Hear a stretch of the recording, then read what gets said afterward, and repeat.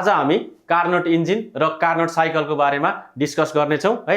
This Carnot cycle अथवा Carnot engine भनौँ, Carnot engine was develop by French engineer सादी Carnot है।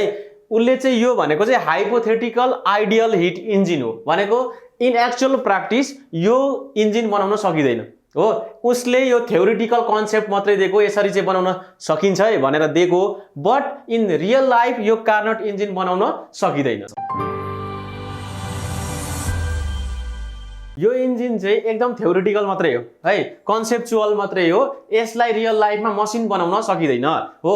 अब यो कार्नोट इन्जिनको कन्सेप्ट चाहिँ कस्तो किसिमको हो भने, हामी कार्नोट इन्जिन बनाउनको लागि के लिन्छौँ भने, हाइपोथेटिकल्ली के लिन सकिन्छ भने एउटा सिलिन्डर लिन सकिन्छ है। कार्नोट इन्जिनमा कस्तो कस्तो पार्ट्सहरू युज गरिन्छ भने, एउटा सिलिन्डर छ फर्स्टमा है, दिस इज अ सिलिन्डर।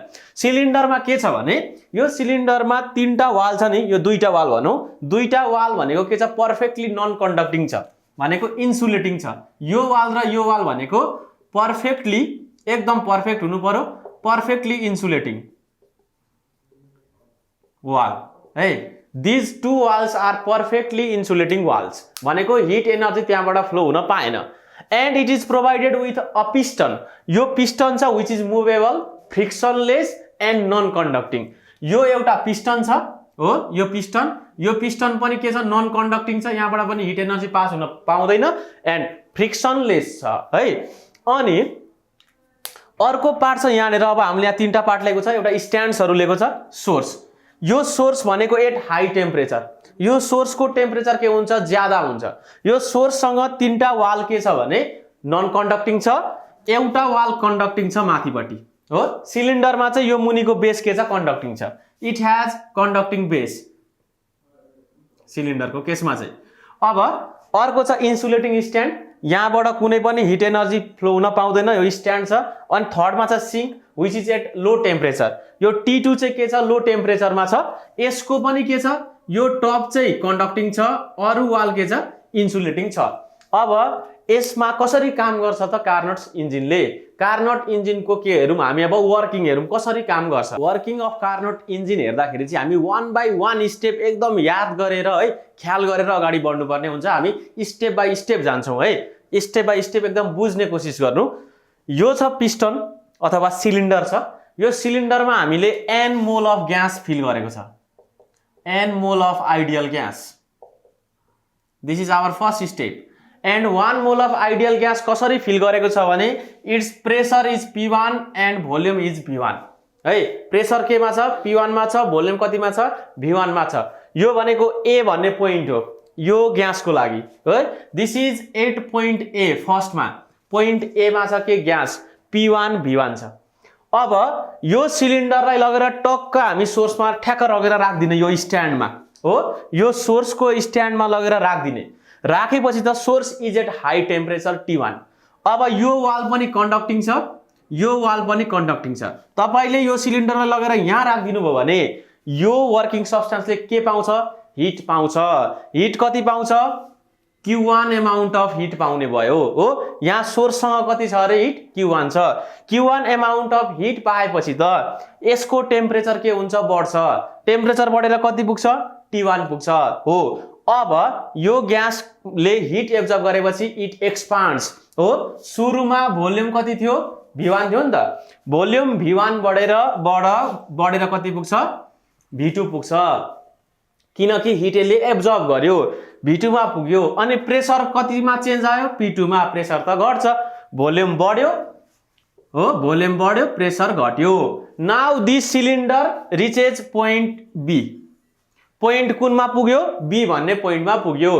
सुरुमा A भन्ने पोइन्टमा थियो, P1 V1 थियो के, प्रेसर र भोल्युम। यसले यहाँबाट कति पायो, यसमा राखिसकेपछि Q1 एमाउन्ट अफ हिट पायो। अनि it expands at constant temperature T1, यो T1 भन्ने टेम्परेचरमा यो सर्र के भयो, एक्सपान्ड भयो हो।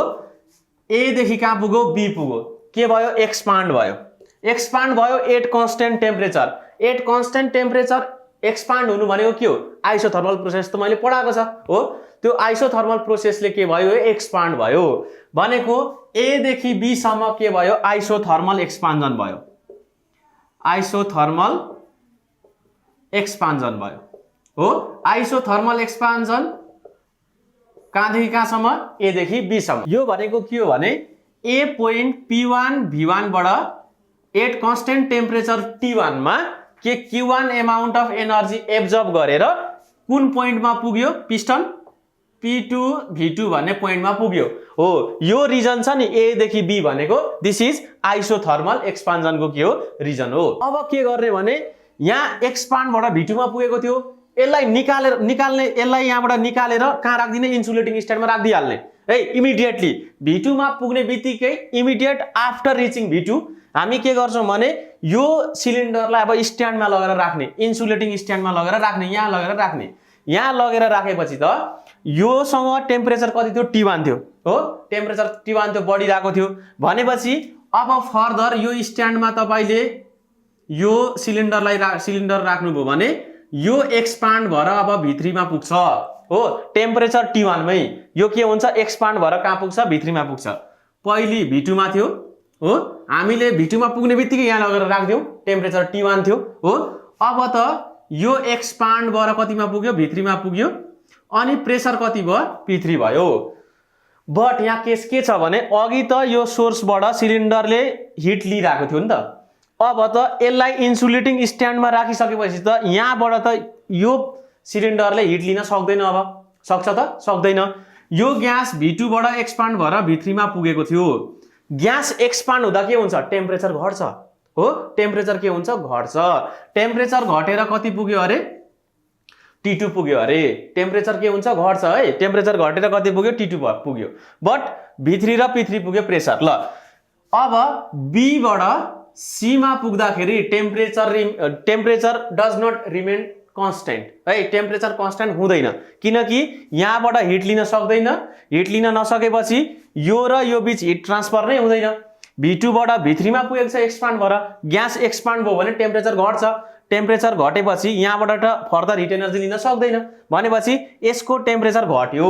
टेम्परेचर घट्यो अनि भोल्युम बढेर V3 पुग्यो, प्रेसर घटेर कति पुग्यो, P3 पुग्यो। यो B देखि C सम्म के हुने भयो, एडियाब्याटिक एक्सपान्जन हुने भयो हो। किनकि टेम्परेचरमा चेन्ज आयो। टेम्परेचरमा चेन्ज नआउनु भनेको आइसोथर्मल हो। यहाँ त टेम्परेचरमा चेन्ज आयो। टेम्परेचरमा चेन्ज आइसकेपछि इट इज एडियाब्याटिक एक्सपान्जन। B देखि C सम्म भनेको त एडियाब्याटिकली के भयो, एक्सपान्ड भयो। B देखि C सम्म त एडियाब्याटिक एक्सपान्जन, एडियाब्याटिक एक्सपान्जन। एडियाब्याटिक एक्सपान्जन इज रिप्रेजेन्टेड बाई BC हो। के भएको थियो भने B थियो P2 V2 मा हो। इट इज एट टेम्परेचर के थियो, T1 थियो।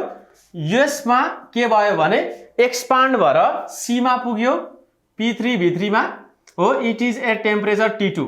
टेम्परेचर के भएको थियो, घटेको थियो। And this expansion is known as adiabatic expansion B देखि C सम्म। थर्ड स्टेपमा के गर्ने भने यो पिस्टन V3 मा पुग्ने बित्तिकै के गरिदिनु पर्यो, यो सिलिन्डरलाई हटाउने, सिलिन्डरलाई लगेर सिङ्कमा लगेर राखिदिने हो। V3 मा पुग्ने बित्तिकै है। अब के हुने भयो भने यो सिलिन्डरलाई यसरी राखिदिनु भयो, V3 मा पुग्ने बित्तिकै यो V3 हो। V3 मा पुगेर तपाईले यो त सिङ्क हो।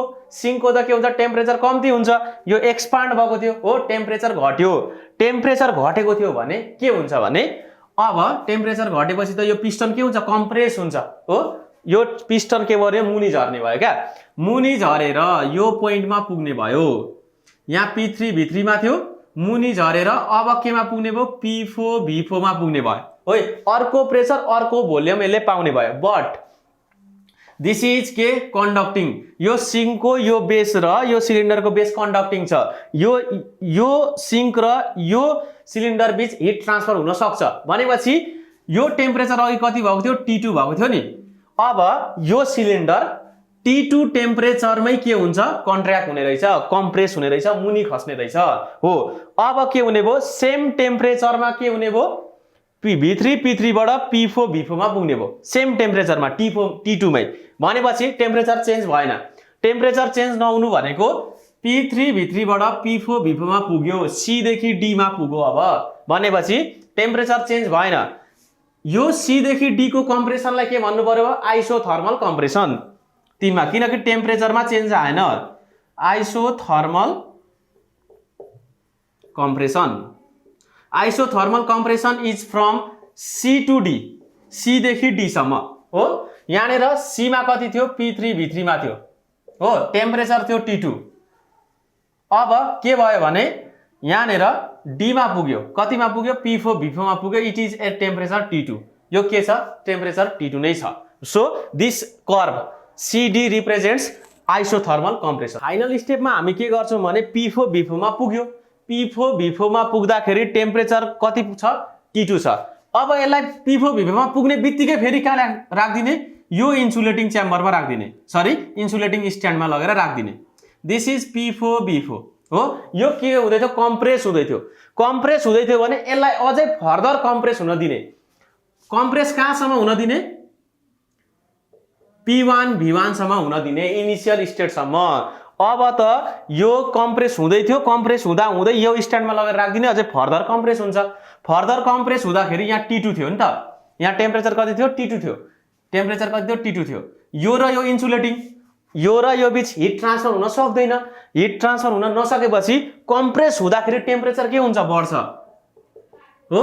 योसँग यसले हिट एनर्जी एक्सचेन्ज गर्ने भएको थियो भने चाहिँ यहाँको र यहाँको टेम्परेचर के हुन्थ्यो सेम हुन्थ्यो, T2 नै टेम्परेचरमा कम्प्रेस हुन्थ्यो। बट हामीले यहाँ इन्सुलेटिङ लगाएको छ, यसले यहाँतिर हिट दिन सक्दैन।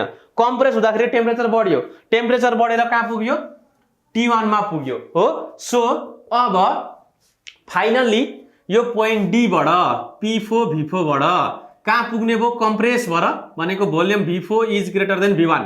V4 बाट V1 पुग्नु भनेको कम्प्रेस हुनु हो नि त। यो D बाट A मा पुग्यो कम्प्रेस भयो। दिस कम्प्रेसन जसमा चाहिँ टेम्परेचर चेन्ज भयो, T2 थियो T1 मा पुग्यो।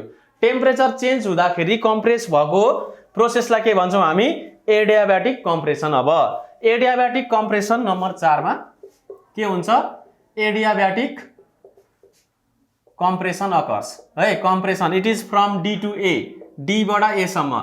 D मा कति थियो प्रेसर भोल्युम P4 V4 थियो हो। यो कम्प्रेस भयो, it was at temperature T2 हो। कम्प्रेस भएर कतिमा पुग्यो A भन्ने पोइन्टमा पुग्यो P1, V1 it is at temperature T1। So this compression is known as adiabatic compression. हामीले एउटा कम्प्लिट साइकल बनायौं। यहाँ कार्नोट इन्जिनले वर्क गर्दाखेरि एउटा कम्प्लिट साइकल बनाउँदो रहेछ। हेर्नु ABCDA एउटा कम्प्लिट साइकल भयो। यो जुन साइकल छ ABCDA, this cycle is known as Carnot cycle. Carnot cycle contains 4 major parts है। के हो 4 मेजर पार्ट भने isothermal expansion, adiabatic expansion, isothermal compression and adiabatic compression है। यो चारटो पाटो जान्नुभयो भने, यो चारवटा पार्ट्सहरु तपाईले जान्नुभयो भने you can easily explain Carnot cycle. Carnot cycle भनेको AB BC CD and DA। अब हामी के गर्छौं भने प्रत्येकमा है हेर्नु है, प्रत्येकमा भोल्युम चेन्ज भएको छ। V1 देखि V2 पुगेको छ यो AB साइकलमा, सरी AB कर्वमा। B देखि C मा पनि V2 बाट V3 पुगेको छ, भोल्युम ह्याज चेन्ज्ड। C देखि D मा पनि के भएको छ भोल्युम ह्याज चेन्ज्ड। अनि D देखि A मा पनि भोल्युम चेन्ज भएको छ। भनेपछि त प्रत्येक कर्वमा वर्क डन भएको छ हो। आइसोथर्मली एक्सपान्ड हुँदा पनि एउटा वर्क डन भएको छ, एडियाब्याटिक एक्सपान्सन हुँदा पनि एउटा वर्क डन भएको छ। सिमिलरली यो र यो प्रोसेसमा पनि के हुन्छ वर्क डन हुन्छ। हामी इन्डिभिजुअल वर्क डन हेर्ने क्या। यहाँबाट W1 हेर्ने कति वर्क डन भयो, यहाँ W2 हेर्ने कति वर्क डन भयो, W3 हेर्ने एन्ड W4 हेर्ने, and we calculate total work done in Carnot cycle. Work done in Carnot cycle हेर्दा फर्स्टमा त सुरुको हेर्नु पर्यो AB मा है। म यसो लेखे है, W1 लेख्दै त्यसलाई W1 लेखे। Now we have taken n mole of gas है, n मोल लेको छ हामीले के को ग्यास। अब W1 भनेको आइसोथर्मल प्रोसेस। आइसोथर्मल प्रोसेसमा वर्क डन कति हुन्छ हामीले पढिसकेको छ है, that is work done in isothermal process. Work done कति हुन्छ nRT log V2 by V1। This is the value of work done in isothermal process. ल यो रिजनमा टेम्परेचर कति छ T1 छ नि त हो। यो AB रिजनमा टेम्परेचर कति छ T1 छ, त्यही भएर nRT1 ln V2 by V1। सेकेन्डमा W2 भनेको एडियाब्याटिक एक्सपान्सनमा W2 ल एडियाबेटिक एक्सपान्जनको अथवा एडियाबेटिक प्रोसेसको वर्क डन हामीले अगाडि क्याल्कुलेट गरिसकेको छ। यो W2 निकाल्नको लागि चाहिँ यो रिजनमा टेम्परेचर T2 थियो, यो रिजनमा टेम्परेचर कति यो रिजनमा टेम्परेचर T1 थियो, यो BC रिजनमा टेम्परेचर कति हुन्छ T2 हुन्छ नि त हो। This is adiabatic expansion. यसमा टेम्परेचर चेन्ज भएको छ, हेर्नु T1 देखि कति पुगेको छ T2 पुगेको छ। यसमा फर्मुला के छ NR T2 minus T1 by gamma minus 1 हो। सरी यो T1 is greater than T2, so यहाँनिर के हुन्छ T1 माइनस कति हुन्छ T2 हुन्छ है। यो भयो वर्क डन यो सेकेन्ड केमा वर्किङमा एडियाबेटिक एक्सपान्जन हुँदाको केसमा। थर्डमा छ W3। W3 को केसमा वर्क डन 3 मा के छ आइसोथर्मल कम्प्रेसन छ है। अघि एक्सपान्जन थियो, अब कम्प्रेसन छ। अब कम्प्रेसन हुँदा त भोल्युम घट्छ, भोल्युम घटेपछि भोल्युम घट्नुको मतलब के हो negative work done, negative work done NRT T1 कि T2। अब यहाँ रिजनमा T2 भइसकेको छ हो, T1 देखि टेम्परेचर घटेर T2 भइसकेको छ भने यो रिजनमा पनि टेम्परेचर कति हुन्छ T2 हुन्छ। NRT2 हो लग कति हुने भयो V4/V3 हो, final volume by initial volume. तपाईले यो माइनस लेख्न मन लागेन भने के पनि गर्न सक्नुहुन्छ भने NRT2 ln यो V4/V3 लाई तपाई के बनाइदिनु V3/V4 बनाइदिनु, काम सकिहाल्यो। अब लास्टमा त के छ एडियाबेटिक कम्प्रेसन छ। आइडियाबेटिक कम्प्रेसनमा हामीले टेम्परेचरसँग रिलेट गराएर लेखेको छ वर्क डनलाई, सो यसमा माइनस प्लसले केही असर पारेन। W4 इज इक्वल टु कति हुने भयो work done NR T1 minus T2 divided by कति हुने भयो गामा माइनस 1। सेम हुन्छ work done in the case of adiabatic compression and expansion. यो भयो हामीले क्याल्कुलेट गरौँ W1 W2 W3 and W4। अब हाम्रो नेट वर्क डन निकाल्नु पर्यो नि त। नेट वर्क डन भनेको कति हुने भयो भने कम्प्रेसन र एक्सपान्सनलाई ख्याल राख्नुपर्छ है। Net work done W is equal to W1 plus W2 they are expansion. W1 र W2 भनेको work done during expansion process हो। अब W3 र W4 भनेको work done during compression process. Compression process हुँदाखेरिको वर्क डन हो, that's why we need to take negative sign here. ल W1 minus W3 आउने भयो किनकि W2 र W4 को भ्यालु सेम छ। W2 र W4 को भ्यालु सेम भएकोमा हुनाले यो र यो क्यान्सल हुन्छ। Now we are remained with W1 minus W3। This is total work done. अनि हामीलाई वर्क डन भनेको कति हुन्छ थाहा छ? Work done is Q1 minus कति Q2। वर्क डन भनेको कति हुन्छ Q1 माइनस Q2 पनि हुन्छ। यो Q1 भनेको चाहिँ के हो हिट एब्जर्ब गरेको कन्डिसन हो नि त। A देखि B मा पुग्दाखेरि हिट जुन एब्जर्ब गरेको थियो सिलिन्डरले त्यो भनेको Q1, A देखि B पुग्दाखेरि हिट एब्जर्ब गरेको थियो Q1। अनि यो Q2 भनेको के हो सिंकमा राख्दाखेरि के गरेको हिट रिलिज गरेको। C देखि D मा पुग्दा है, C देखि D मा पुग्दाखेरि हिट रिलिज गरेको हिट एमाउन्ट कति हो Q2 हो। यो भनेको Q1 र Q2 भइहाल्यो। यसरी ग्राफमा लेख्दा Q1 र Q2 यसरी लेख्नुपर्छ किनकि A देखि B मा पुग्दा Q1 एब्जर्ब गरेको थियो, C देखि D मा पुग्दा Q2 रिलिज गरेको थियो हो। So work done will be Q1 minus Q। हामीले अब कार्नोट साइकलको बारेमा बुझिसकेपछि यसको इफिसिएन्सी मेजर गर्ने। इफिसिएन्सी मेजर गर्नको लागि अघि भर्खर डिराइभ गरेका कुराहरू मैले यता एज अ समरी निकालेको छु है। ट्याक समरीहरू छ। अब यो छ नि यहाँबाट हामी स्टार्ट गर्छौं इफिसिएन्सी निकाल्नलाई है। Now we measure efficiency of Carnot engine. कार्नोट इन्जिनको इफिसिएन्सी निकाल्छौं कसरी भने यहाँ हेर्नु है। इफिसिएन्सी भनेको के हो? Efficiency means eta. इफिसिएन्सी भनेको एक्सटर्नल वर्क डन हो। वर्क डन डिवाइडेड बाई के हो हिट एब्जर्ब्ड हो नि। वर्क डन भनेको कति हो Q1 minus Q2। Hit absorb is Q1 हो। It is 1 minus Q2 by Q1। ल दिस इज आवर इफिसिएन्सी। ल हेर्नु है अगाडि हामीले के निकालेको छ भने total work done is equal to W1 minus W3 हो। हामीलाई वर्क डन भनेको के पनि थाहा छ Q1 माइनस Q2 हो। भनेपछि Q1 भनेको के हुन्छ W1 हो। Q2 भनेको केसँग हामीले कम्पेयर गर्न सकिन्छ W3 सँग कम्पेयर गर्न सकिन्छ। So Q1 is equal to W1 is equal to NR T1 ln V2/V1। Q2 पनि कति हुन्छ W3 सँग इक्विभ्यालेन्ट भयो nr_t2 ln v3 बाई के भयो v4 भयो। अब सिम्पली यसलाई मैले के लेखेँ 1 बाई यसको रेसियो है के को ratio w3 by w1 q2 by q1 भनेको के को रेसियोसँग इक्वल हुन्छ w3 बाई w1 को रेसियोसँग के हुने भयो इक्वल हुने भयो। यसलाई यसरी भन्दा पनि यसरी नै लेखौँ है। अब रेसियो के भयो इक्वल भयो नि त यहाँ। अब 1 माइनस nr_t2 ln यसलाई मैले लेखेँ v3 बाई v4 यसलाई के लेखेँ nr_t1 ln v2 by v1 त्यहाँदेखि भ्यालु रिप्लेस गरिदिएको nr क्यान्सल भयो हो के remaining 1 minus t2 ln v3 by v4 divide by t1 ln v2 by v1 भयो। यो हाम्रो के आयो इफिसियन्सी आयो। बट यो इफिसियन्सीलाई नि अझै फर्दर क्याल्कुलेट गर्नुपर्छ हामीले। अब त्यो फर्दर क्याल्कुलेट गर्ने चाहिँ के छ हाम्रो प्रोसेस छ। अब यो फिगरमा हेरौँ फिगरमा a देखि b सम्मको प्रोसेस हेरौँ। a देखि b सम्मको प्रोसेस भनेको आइसोथर्मल। आइसोथर्मल प्रोसेसमा के हुन्छ p1 v1 is equal to के हुन्छ p2 v2 हुन्छ। अब म यहाँ के लेख्छु भने इन आइसोथर्मल प्रोसेस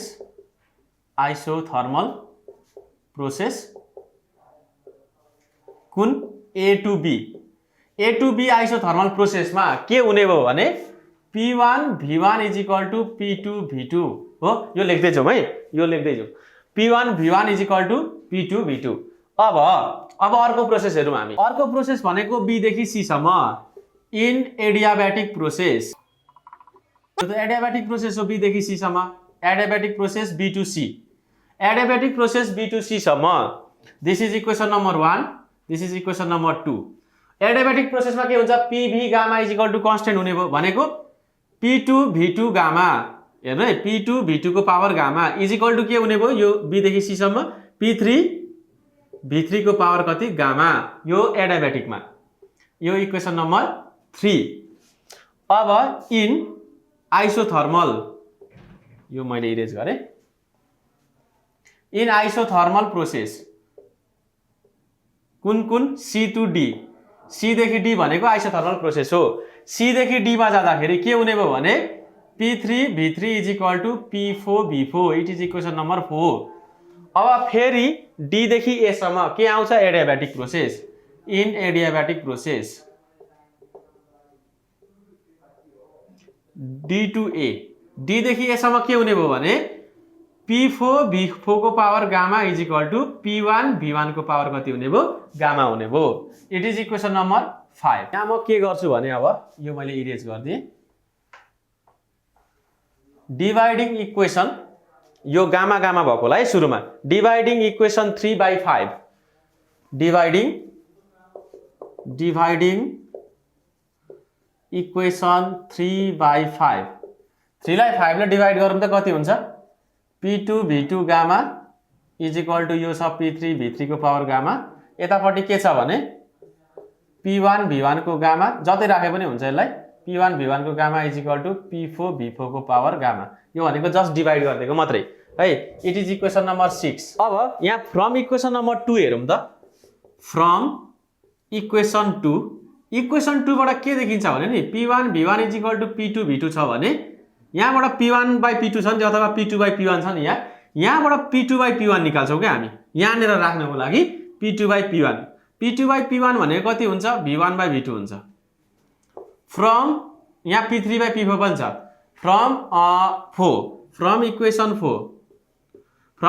4 के हुने भयो भने p3 v3 is equal to p4 v4 हाम्रो इन्टेन्सन भनेको के निकाल्ने हो p3 बाई p4 निकाल्ने हो p3 by p4 is equal to v4 by v3 आउने भयो हो।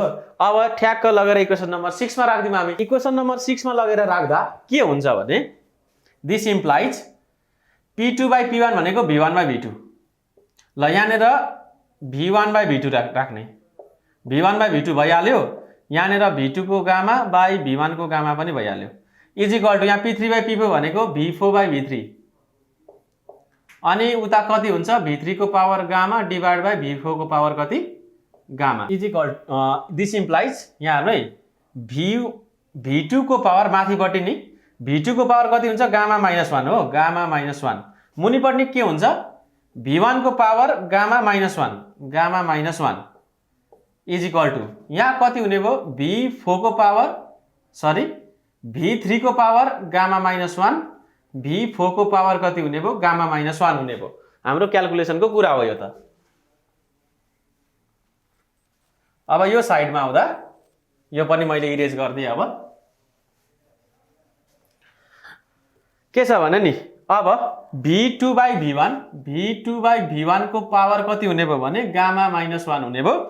यतापट्टि V3/V4 को पावर पनि कति हुने भयो गामा -1। ल पावर सेम छ भने इज इक्वल टु देखि अगाडि र पछाडि बेस पनि के हुनुपर्छ सेम हुनुपर्छ। This implies V2/V1 is equal to V3 कति V4। यसलाई हामी इक्वेसन नम्बर 7 लेखौँ। हाम्रो इफिसियन्सी कति छ अरे 1 - T2 ln V3/V4 हो डिवाइड बाई T1 ln कति छ V2/V1 यति छ। भनेपछि अब V3/V4 V2/V1 आयो। V2/V1 इज इक्वल टु कति निकालेको छौँ हामीले V3/V4 यहाँबाट इक्वेसन नम्बर 7 बाट।